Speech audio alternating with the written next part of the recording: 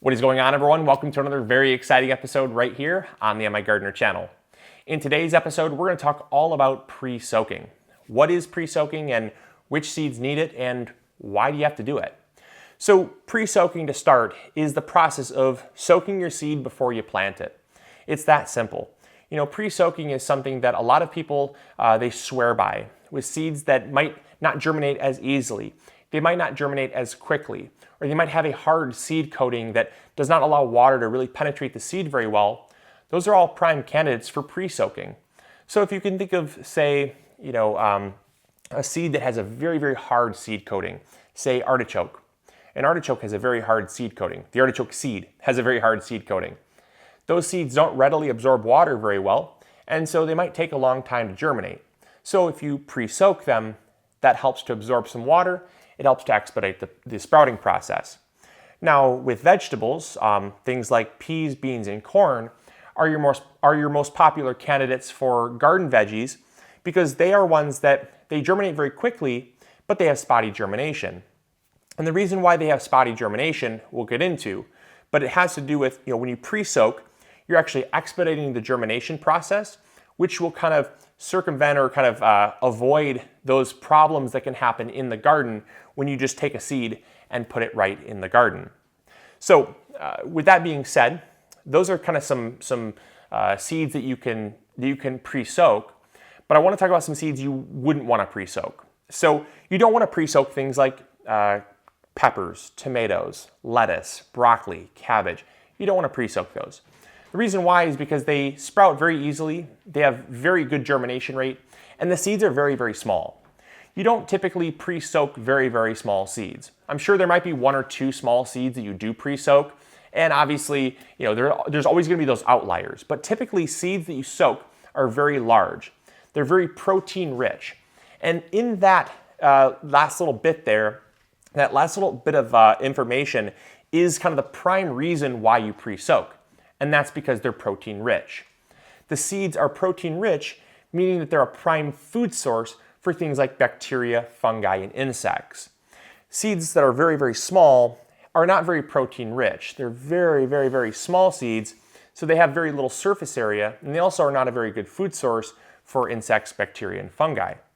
Whereas you take a seed that is 3 or 4 times larger, like this pea here, very, very protein rich. It's a very good source of food for a hungry insect or a fungi that is eating plant material. And so you pre-soak those seeds to expedite the process so they're in the soil the least amount of time. They're up and growing much quicker. I kind of talked about what is pre-soaking. I want to talk about how to pre-soak because it's very simple. There's really not a whole lot to it, and a lot of people overcomplicate the process. So I just have here a little container of water, and I'm already pre-soaking some pea seeds, but I can take here some more peas, and I can throw these right in the container. I just got some water here. Literally just take some water, fill the container with water, take your seed, throw it in the water. It's that simple. You're pre-soaking. Now, you are pre-soaking, yes, but the next step is letting them soak for the required amount of time. You can let them soak here for an hour or two, but it's not really going to do anything. And that's because seeds need to take time to absorb the water. They need to take time to actually engorge themselves with water so they can start germinating. If you leave these peas in here for an hour or two, it might do something, but it's not going to do as much as leaving them in the water for 18 to 24 hours. And so what you want to do is you want to leave them in there for a good amount of time until they about double in size.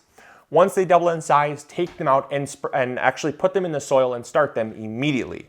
And the reason why is you can't just take them and hold on to them because they're going to start to rot and mold if you just let them sit out there and they're all wet. You got to get them in the soil as soon as they double in size. So pre-soak about 1 day before you're ready to plant outside. Now the next thing you want to do is you want to look for any seeds that are floating. That's going to save you a lot of time and hassle because floating seeds are inviable seed. And so if they're floating on the surface, you can simply pick those ones out, and that way you're not going to plant a seed that has no chance of sprouting. So that also helps to kind of rule out and increase your odds of success when you're planting these seeds. So we talked about picking out the floating seeds. We talked about the time that you would soak them. Now, I get asked all the time about using like fertilizer in the water. Should you use a liquid-based fertilizer in the water? And the answer is no. It is a complete waste of time. And the reason why is because these seeds have all the nutrients they need to germinate. They have all the nutrients within their seed coating to germinate. Once they germinate and they produce their first set of adult leaves, that's when they need fertilizer. So by adding fertilizer to the water is literally just wasting time and money, and if anything, you're overcomplicating the process. They don't need fertilizer in the water. But what you can do is after you pull them out from the water and they've already soaked and they're ready to go in the ground, you can do a final step, which is called pre-inoculating. And pre-inoculating is very easy when the seed is wet because pre-inoculants are a powder.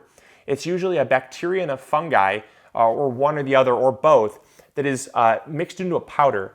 And that powder can hold on to the sticky outer seed coating very well. You roll them around in this powder, and then you plant them. And that pre-inoculant usually has beneficial bacteria and fungi, which can help not only increase the success with the seed starting process, but also increase the root system. They create a symbiotic relationship with the plant to go out and mine minerals, to protect against bad bacteria and fungi, to do things like that. So they kind of act as the plant's immune system, if you will. So they just kind of help to boost the overall plant health. And so a lot of farmers swear by pre-inoculating, and I've used pre-inoculants before, and they are great. They're wonderful. They're a little expensive, but they're wonderful if you want to use them and care to try them. Now, pre-inoculants are, they're just an additional step. So if you don't want to do that, just simply take them and plant them in the soil and you're ready to go. So is pre-soaking something that I do? Yes. Is pre-soaking something that you should do? Certainly try it. Is pre-soaking something that it's a requirement? By no means. I've gone many years without pre-soaking and I've done just fine. But you will find spottier germination if you don't pre-soak. Just remember that. So I hope you guys enjoyed. I hope you learned something new. If you have any questions about pre-soaking, it's maybe something that I haven't covered, post it in the comments box below. I'd be happy to answer it. And that's about all I got for you. So hopefully you guys enjoyed. Hopefully you learned something new. And as always, this is Luke from the MIgardener channel, reminding you to grow big or go home. And we'll catch you all later. See ya. Bye.